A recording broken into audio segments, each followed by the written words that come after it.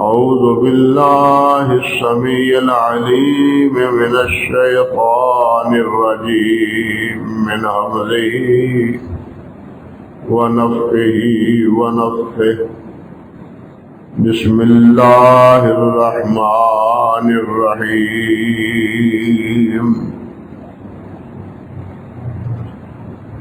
ألم تر كيف ضرب الله مثلا كلمة طيبة كشجرة طيبة أصلها ثابت وفرعها في السماء تؤتي أكلها كل حين بإذن ربها ويضرب الله الأمثال للناس لعلهم يتذكرون سبحان ربك رب العزة عما يصفون وسلام على المرسلين والحمد لله رب العالمين.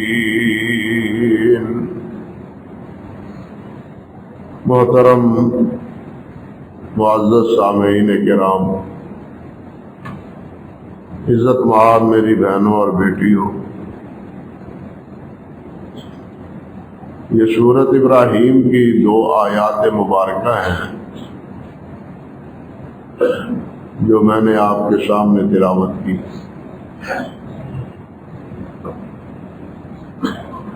ان آیات میں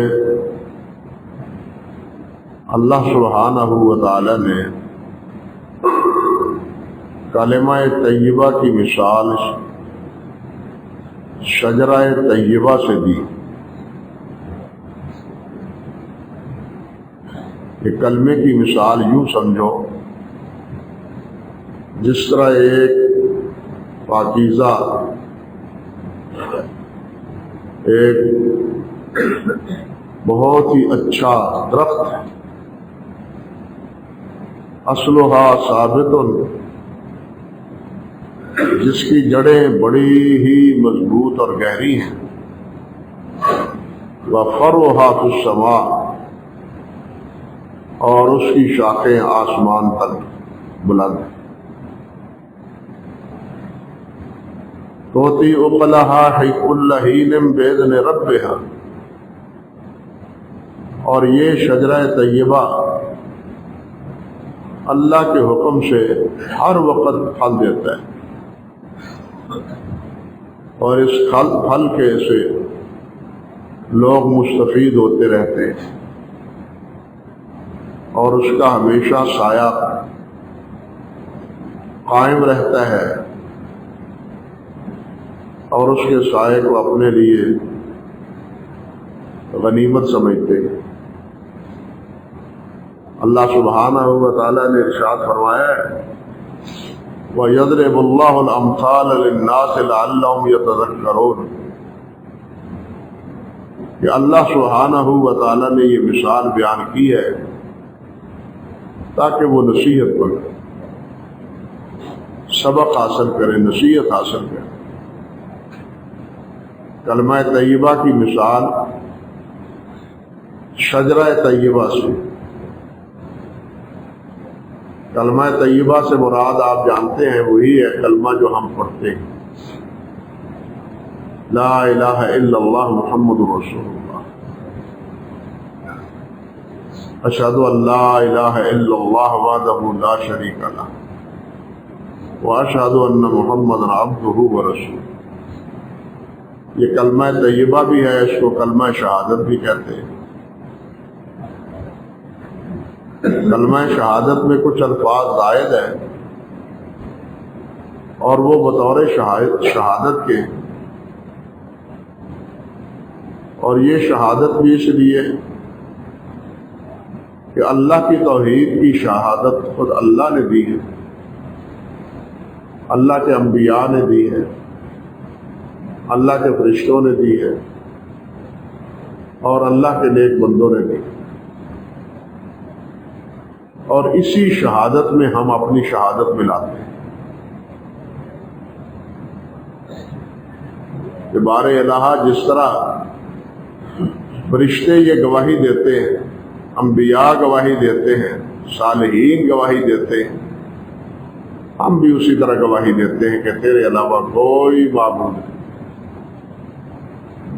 اور تیرے حبیب محمد صلی اللہ علیہ وسلم تیرے بندے ہیں اور تیرے رسول ہیں۔ یہ ہے کلمہ شہادت اور یہ ہے کلمہ طیبہ۔ حدیث میں آتا ہے صحیح بخاری میں، حضرت عبداللہ ابن عمر رضی اللہ تعالی عنہ فرماتے ہیں کہ نبی کریم صلی اللہ علیہ وسلم تشریف فرما تھے، اور دوسری روایات میں یہ بھی ہے کہ وہاں 10 صحابہ کرام بھی موجود ہیں، جن میں حضرت ابوبکر صدیق، حضرت عمر فاروق، حضرت ابو ہریرہ، حضرت انس بن مالک، یہ رضی اللہ تعالی عنہم اجمعین وہاں نبی علیہ السلام کی خدمت اقدس میں حاضر ہیں۔ نبی علیہ السلام نے سب کو مخاطب کر کے فرمایا کہ ان من الشجرۃ شجرۃ لا يسقط ورقها وانما مثل المؤمن فحدثوني ما هي۔ فرمایا کہ درختوں میں سے ایک درخت ہے کہ جس کے ورقے نہیں گرتے، پتے نہیں جھڑتے، اس پہ خزاں نہیں آتی، ہمیشہ سدا بہار رہتے ہیں۔ وَإِنَّ مَثَلَ مومن مسلم، اور اس کی مثال اس درخت کی مسلمان کی، مومن کی مثال ہے۔ فحدثونی ما ہی، مجھے بتلاؤ وہ کون سا درخت۔ نبی علیہ السلام بسا اوقات آج بھی اساتذہ اپنے کلاس میں طالب علموں کو ہوشیار کرنے کے لیے اور ان کی ذہانت کی خبر لینے کے لیے بسا اوقات سوال داغ دیتے، اچھا بھئی یہ جواب دو، اس سوال کا حل کرو، تاکہ طالب علموں میں ایک تفتیش کی اور تحقیق کی خوب پیدا ہو۔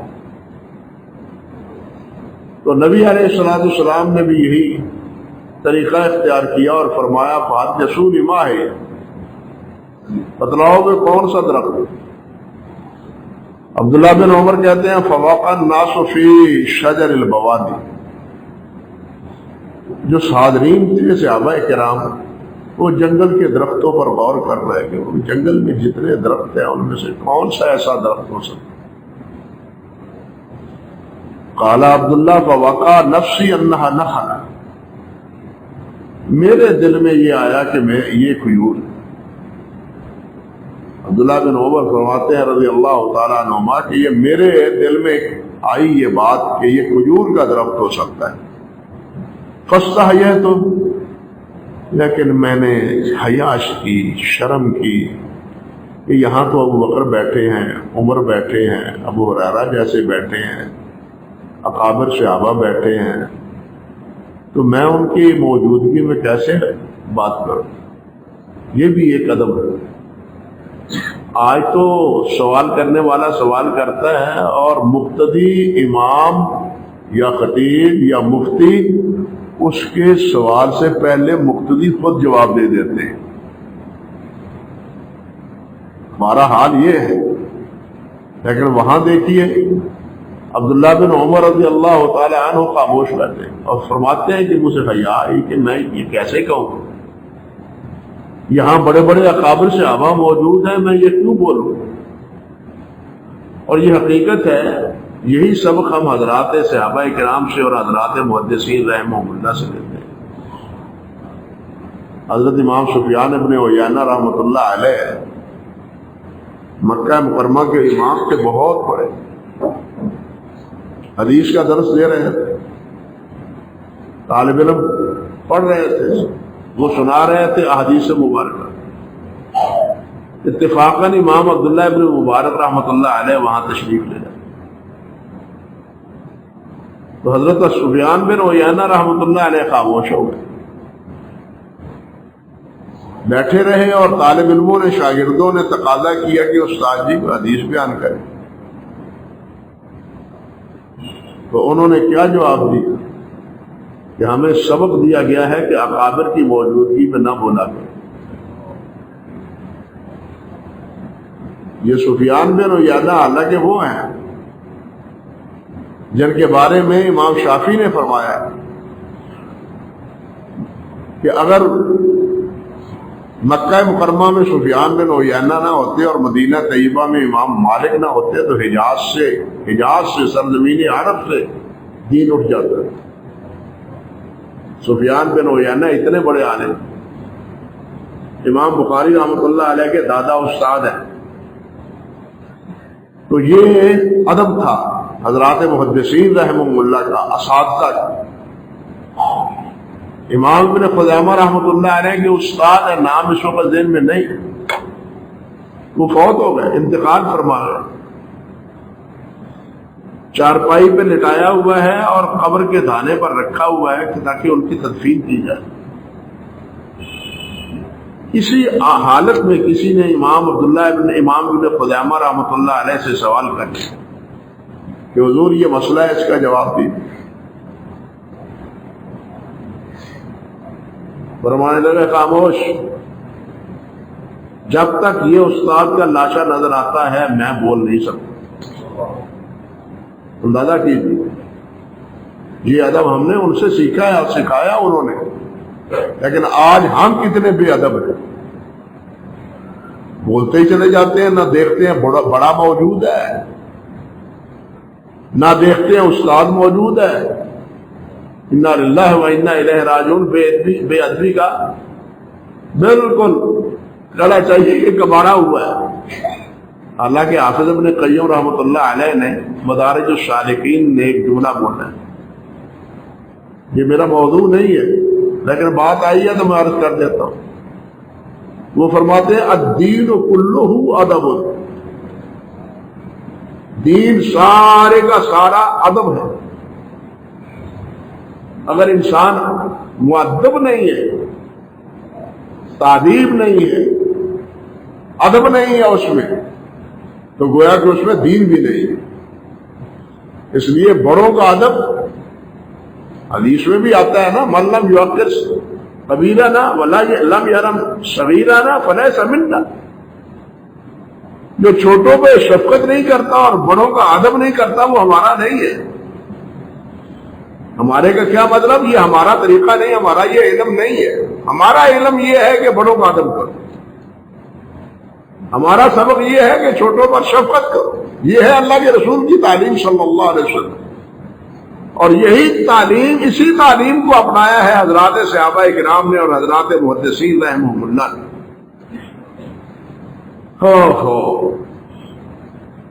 تو عبداللہ ابن عمر رضی اللہ تعالی عنہ فرماتے ہیں فاستحییت، مجھے حیا آئی کہ میں کیسے بولوں ان اکابر صحابہ کی موجودگی میں۔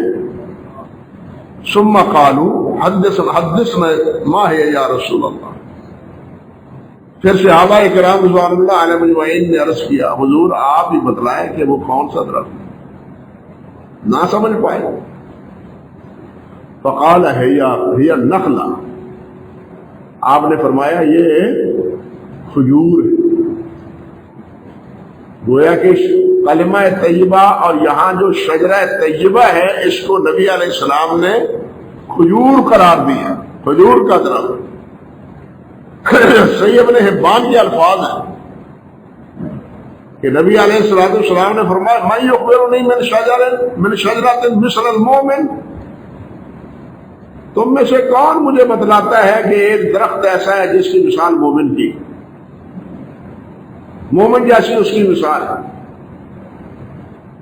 اللہ اکبر، اصلها ثابت وفرعها فی السماء، وہی بات جو اس آیت میں آتی ہے اللہ ذوالجلال نے بیان فرمائی کہ وہ درخت بڑا گہرا ہے، اس کی جڑیں نیچی ہوتی ہیں لیکن سر بلند ہوتا ہے۔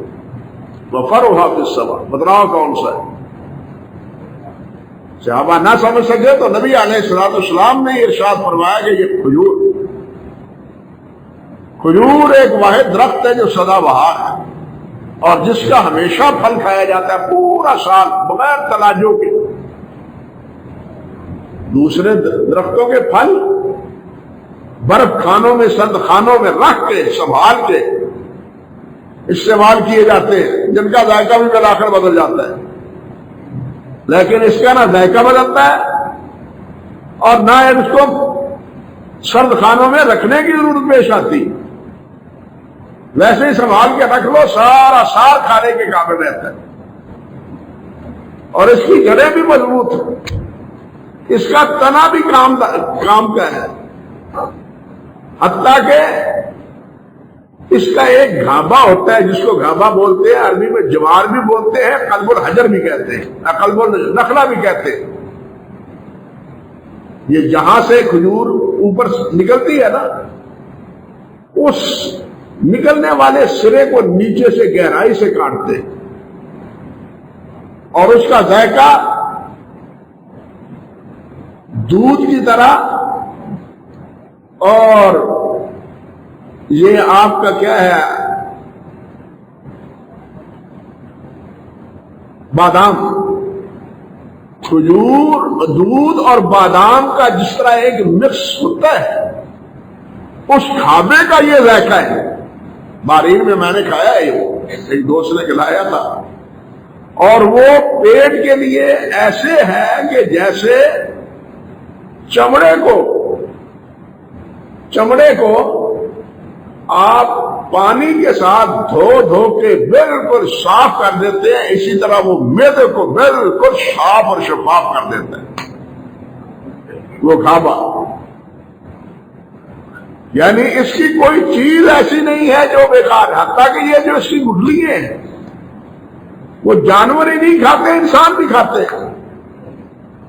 اب تو سائنس نے تسلیم کر لیا ہے کہ گٹھلیوں کو پیس کے شہد میں ملا کے اگر استعمال کیا جائے تو دل کے بند باندھ وہ بھی کھل جاتے ہیں. دانتوں کے لیے منجن بنایا جائے تب بھی اس کے لیے انتہائی مفید. اور اسی گٹھلیوں کو باریک کر کے کھایا جائے تو کمر کی درد کے لیے بہت مفید. یعنی نہ اس کی گٹھلیاں بیکار ہیں، نہ اس کا کھجور بیکار ہے، نہ اس کا کوئی عضو بیکار ہے. ہر چیز اس کی کامیاب ہے. پتے بھی کام دیتے، تنے بھی کام دیتے، جڑیں بھی کام دیتی ہیں، پھل بھی کام دیتے ہیں. اور اس کو نبی علیہ الصلوۃ والسلام نے شجرہ طیبہ سے تعبیر کیا، اور شجرہ طیبہ کو مومن سے کی مثال دی کہ جس طرح شجرہ طیبہ مضبوط درخت، اس کے نیچے انسان آرام پاتا ہے، سکون حاصل کرتا ہے. مسافر اس میں سستانے کے لیے کچھ گھڑی ٹھہر جاتا ہے، پھر اپنے سفر پر روانہ ہو جاتا ہے. یارو آج بھی ہم اپنے اکابر کی باتیں کرتے ہیں جب، تو یہ مثال دیتے ہیں، بھائی وہ تو ہمارے لیے شجر سایہ دار تھا جو نہ رہا. آج بھی ہم کہتے ہیں کہ وہ تو مثل شجر سایہ دار تھا جو اب نہ رہا. یہی مثال اللہ سبحانہ و تعالی نے کلمہ طیبہ کی دی، اور اس کی مثال کی وضاحت نبی کریم حضرت محمد رسول اللہ صلی اللہ علیہ وسلم نے دی. اب ذرا اگلی بات سنیے. شجر یا درخت، حضرت عیسیٰ علیہ السلام فرماتے ہیں، اور آج بھی متی میں ان کا یہ بیان موجود ہے، فرماتے ہیں درخت اپنے پھل سے پہچانا جاتا ہے. لفظ ہے ان کے حضرت عیسیٰ علیہ السلام، یا تو درخت کو بھی اچھا کہو اور اس کے پھل کو بھی اچھا کہو، درخت کو برا کہو اور اس کے پھل کو بھی برا کہو، کیونکہ درخت پھل ہی سے پہچانا جاتا ہے. درخت پھل سے پہچانا جاتا ہے. یہ درخت کیسا پھل دیتا ہے؟ یہ آم میٹھے دیتا ہے یا کھٹے دیتا ہے؟ یہ درخت، اس کے پھل کا ذائقہ کیا ہے؟ درخت کے پھل سے درخت کی اہمیت کا اندازہ ہوتا ہے. اگر درخت کا پھل درست ہے تو پھر درخت درست ہے، اگر درخت کا پھل ہی درست نہیں ہے تو ذمہ دار کبھی اس کو رکھنے کے لیے تیار نہیں ہے، اس کو اکھاڑ کے باہر پھینک دیتا ہے، یہ تو کسی کام کا نہیں، ذمہ دار اس کو باقی نہیں رکھتا، ختم کر دیتا ہے۔ اور میرے بھائی بالکل اسی طرح نبی مکرم صلی اللہ علیہ وسلم نے کلمہ طیبہ کے تحت صحابہ کرام رضوان اللہ علیہ مجمعین کا یہ باغ سجایا ہے،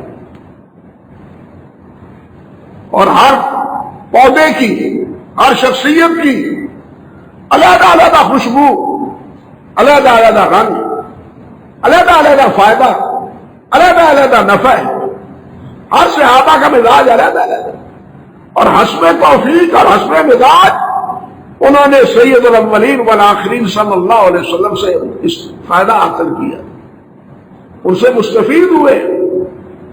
کسی نے جہاد کو لیا، کسی نے علم کو لیا، کسی نے زہد کو لیا، کسی نے انفاق فی سبیل اللہ کو لیا۔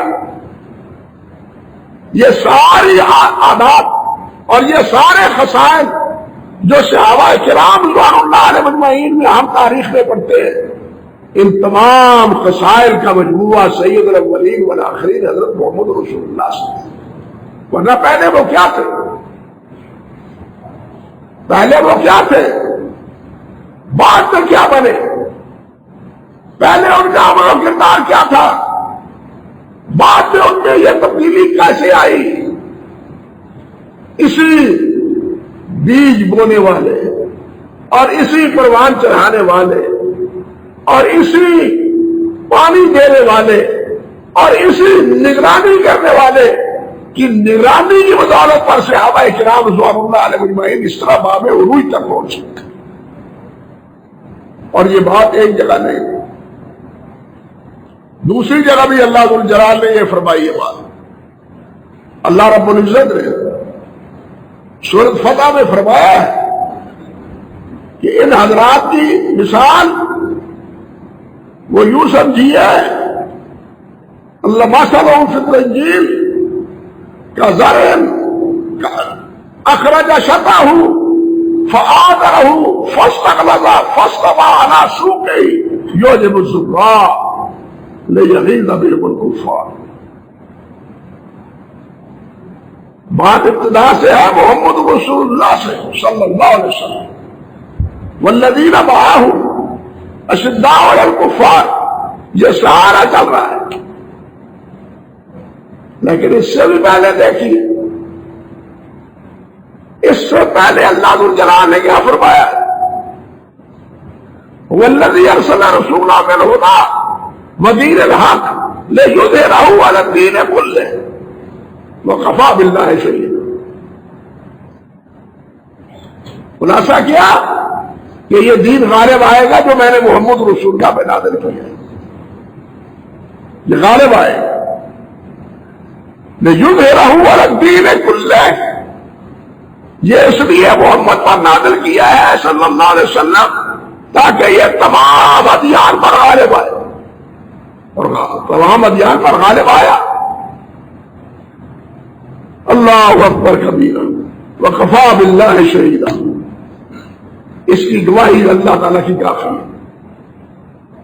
علماء لکھتے ہیں کہ یہ دعویٰ ہے، اس دعوے کی دلیل کیا ہے؟ فرماتے ہیں اس دعوے کی دلیل اگلی آیت ہے کہ یہ محمد رسول اللہ کے رسول پیش کر رہے ہیں یہ دین، اور آپ کے ساتھی کیا ہے؟ والذین معہ اشداء علی الکفار رحماء بینہم تراہم رکعا سجدا یبتغون فضلا من اللہ ورضوانا۔ ان کی عادات یہ ہے، ان کی خصائل یہ ہے، اور ان کا ذکر اللہ نے فرمایا تورات میں بھی ہے۔ تورات میں آج بھی ان کو قدوسیوں کے لفظ سے تعبیر کیا گیا ہے۔ اللہ اکبر کبیرہ۔ تورات کی کتاب اس سلسلہ میں آج بھی موجود ہے کہ میرا محبوب فاران کی چوٹیوں پر 10,000 قدسیوں کے جلوے میں آئے گا.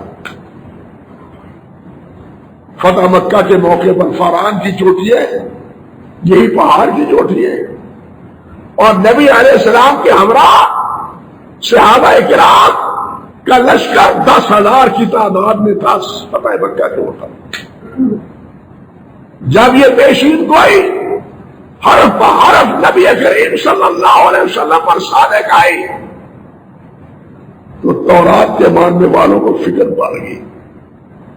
انہوں نے 10,000 کی بجائے ہزاروں میں لفظ ہی بدل دیے تاکہ اس کا پورا مستاق صحابہ کرام رضوان اللہ علیہم اجمعین اور نبی کریم صلی اللہ علیہ وسلم نہ بنے. لیکن ان کے بدلنے سے کیا ہوتا ہے؟ 10,000 کے نسخے غائب تو نہیں ہو گئے، دنیا میں اب بھی موجود. وہ مثلہم فی الانجیل، اور ان کی مثال انجیل میں کیسے ہے؟ کزرع اخرج شطأہ، وہی درخت کی بات ہے. جیسے یہاں شجرہ طیبہ ہے، وہاں کیا ہے؟ کزرع، کھیتی کی طرح. اخرج شطأہ، اس کی کوپل نکلی بڑی کمزور سی. زمین سے جب کوپل نکلتی ہے چھوٹے سے دانے سے تو نہایت نحیف اور نزار ہوتی ہے، کمزور ہوتی ہے. فآذرہ، اس کو تقویت دی، بڑی ہوئی. فاغلظ، پھر وہ کچھ گتائی، رنگ بدلا اس نے. فاستوى علی سوقہ، اپنی پنڈلیوں پر، اپنی بالیوں پر وہ کھڑی ہو کے رہ گئی، سیدھی کھڑی ہو گئی. یوجب الزراع، کھیتی بونے والا وہ خوش ہے کہ میری بوئی ہوئی کھیتی نے پھل دے دیا، وہ کامیاب ہو گئی، وہ بڑی ہو گئی، لہلہا اٹھی. یوجب الزراع، کھیت بیجنے والا اس پر تعجب کرتا ہے، خوش ہوتا ہے. فرمایا لیغیظ بہم الکفار، لیکن جو کافر ہے وہ جل بھن کے جاتے ہیں، جل بھن جاتے ہیں، بالکل غیظ و غضب کا شکار ہو جائے. یہ کامیاب ہو گئے، یہ سرخرو ہو گئے، یہ سارے حجاز پر چھا گئے. حجاز پر کیا، ایران اور روم پر بھی چھا گئے. کفار ان پر غصے میں ہوتے ہیں، لیکن کھیتی بونے والا اس پر خوش ہوتا ہے.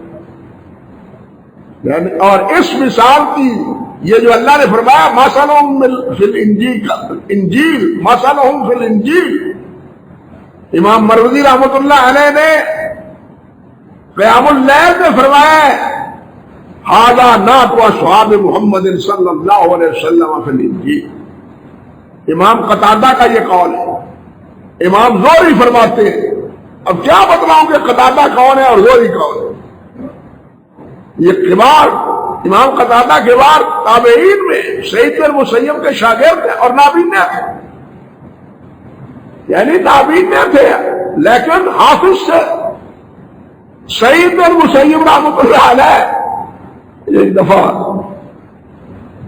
جنجلا کے فرمانے لگے، چل کسی اور استاد کو، مینوں تو نچوڑ کے ہی رکھ دیتا ہے.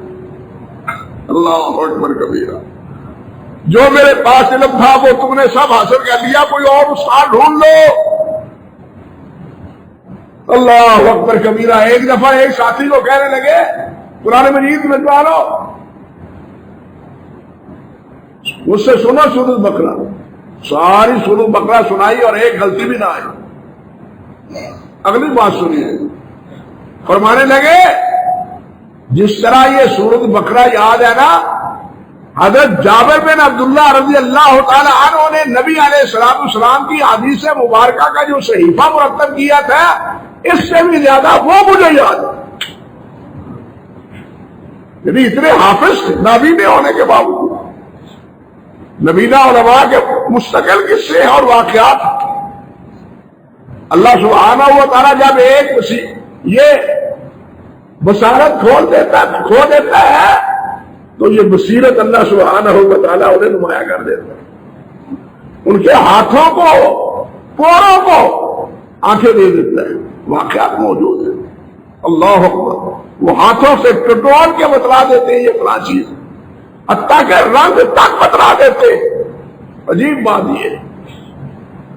تو خیر یہ بات امام قتادہ نے اور امام زہری نے فرمائی کہ یہ مثال انجیل میں بیان ہوئی ہے صحابہ کرام کے بارے میں، اور انجیل کے الفاظ آج بھی ہیں، متی میں بھی اور مرکز میں بھی الفاظ ہیں۔ آسمان کی بادشاہی اس رائی کے دانے کی مانند ہے جسے کسی آدمی نے لے کر اپنے کھیت میں بویا ہو، وہ سب بیچوں سے چھوٹا تو تھا، مگر جب بڑھتا ہے تو سب ترکاریوں سے بڑا، اور ایسا ہو جاتا ہے کہ پرندے بھی آ کر اس کی ڈالیوں پر بیٹھ جاتے ہیں، پرندے بھی آ کر اس کی ڈالیوں پر بیٹھتے ہیں۔ اسی طرح صحابہ کرام رضوان اللہ علیہم اجمعین وہ بھی ضعفاء سمجھے جاتے تھے، کمزور سمجھے جاتے تھے، غریب سمجھے جاتے تھے، بلکہ غلاموں نے سب سے پہلے نبی علیہ السلام کو تسلیم کیا۔ ہرقل نے ابو سفیان سے پوچھا جب نبی علیہ السلام کا نام خط کیا ہے روم کے بادشاہ کے پاس، مجھے بتلاؤ جس کا یہ خط ہے اس کے پیروکار امراء ہے یا ضعفاء ہے؟ تو ابو سفیان نے کہا وہ ضعفاء ہے، وہ کمزور ہے، وہ غریب ہے۔ اور غریب سمجھ کے ہی تو یہ نام مراد کہتے تھے یہ چودھری مکے کے، کہ جب ہم آپ کے پاس آیا کریں تو ان کو مجلس میں اٹھا دیا کریں، ہماری توہین ہوتی ہے ان کے ساتھ بیٹھنا۔ یعنی یہ کیفیت تھی صحابہ کرام رضوان اللہ علیہم اجمعین کی۔ لیکن جو اللہ نے اعزاز عطا فرمایا، جو اکرام دیا اللہ سبحانہ و تعالیٰ نے، ان پھلوں کو، ان پھولوں کو، ان پودوں کو، یہ باغ جو نبی علیہ السلام نے بویا تھا وہ ایسا پروان چڑھا کہ ہر پھول کی خوشبو علیحدہ، ہر پھل کا ذائقہ علیحدہ، ہر ایک کا عمل علیحدہ، ہر ایک کے فوائد علیحدہ علیحدہ۔ صحابہ کرام کی تاریخ ان حالات سے بھری پڑی۔ اب دو ہی سوال ہے، بلکہ کہنا چاہیے ایک ہی سوال ہے۔ اگر صحابہ درست نہیں ہے تو پھر بونے والا، درخت بونے والا، اس کے بارے میں پہلے فیصلہ کرو۔ حضرت عیسیٰ یہی تو کہتے ہیں رضی اللہ تعالیٰ عنہ کہ درخت اپنے پھل سے پہچانا جاتا ہے۔ اگر پھل درست نہیں ہے، تم کہتے ہو پھل درست نہیں، ابو بکر درست نہیں، عمر درست نہیں، عثمان درست نہیں، طلحہ زبیر عبد الرحمان درست نہیں، تو پھر اس کا گزر کس پر ہے؟ محمد رسول اللہ پر۔ پھر آپ کا اعتراض صحابہ کرام پر نہیں، کس پر ہے؟ محمد رسول اللہ پر اعتراض۔ پھر اپنے ایمان کی فکر کرو، پھر اپنے ایمان کی فکر کرو۔ اسی کو تو اللہ ذو الجلال نے فرمایا لِیَغِیظَ بِهِمُ الْکُفَّارَ، بیج بونے والا وہ تو خوش ہوتا ہے، وہ تو مسکراتا ہے۔ میں عرض کروں گا انشاءاللہ کہ آپ کیسے مسکرائے تھے۔ اور یہ لِیَغِیظَ بِهِمُ الْکُفَّارَ، جن کے دلوں میں ایمان نہیں ہے وہ جلے بھنے ہیں، وہ غصے میں ہیں، وہ ناراض ہیں کہ ان کو یہ ایسے پاپولر کیوں ہوئے، ایسے نمایاں کیوں ہوئے، ایسے مضبوط کیوں ہوئے، جس طرح درخت مضبوط ہوتا ہے یہ مضبوط کس طرح ہوئے۔ یہ جو اللہ نے فرمایا نا مَثَلُ کَلِمَةٍ کَشَجَرَةٍ طَیِّبَةٍ، کہ شجرہ طیبہ کی طرح اصلها ثابت وفرعها فی السماء، اس میں ہمارے لیے سبق ہے کہ مومن سے ہمیشہ خیر ملنی چاہیے، مومن سے شر نہیں ملنا چاہیے۔ جس طرح ایک سایہ دار درخت سے آرام ملتا ہے، سکون ملتا ہے، اطمینان حاصل ہوتا ہے. بالکل یہی کیفیت ایک مسلمان اور ایک مومن کی ہونی چاہیے. نبی علیہ السلام نے فرمایا اسی لیے کہ المسلم من سلم المسلمون من لسانہ ویدہ، مسلمان وہ ہے جس کی زبان اور جس کے ہاتھ سے مسلمان محفوظ رہے. نبی علیہ السلام نے ارشاد فرمایا ہے اسی مومن کے بارے میں کہ خیرکم انفعکم للناس، تم میں سے بہتر وہ ہے جو لوگوں کو فائدہ پہنچائے، جو لوگوں کے لیے نفع پہنچائے، لوگوں کے لیے سود مند ہو، ان کو ضرر دینے والا نہ ہو، نقصان پہنچانے والا نہ ہو. ان کا مال، ان کی جان، ان کی عزت، جس طرح وہ اپنی جان، مال اور عزت کو محفوظ رکھتا ہے، اسی طرح دوسرے مسلمان بھائی کی بھی مال، جان اور عزت کی کو محفوظ رکھے. یہ اسلام کا سبق ہے، یہ رنگ ہے اسلام کا، اور وہ رنگ ہے جو اللہ کے نبی محمد رسول اللہ صلی اللہ علیہ وسلم نے صحابہ کرام کو اس رنگ میں رکھا ہے. یہ ابتدائی بات ہے، آگے اللہ نے چاہا تو باتیں عرض کروں گا. اللہ نے اگر توفیق عطا فرمائی. اقول قولی ھذا استغفر اللہ لی ولکم ولسائر المسلمین.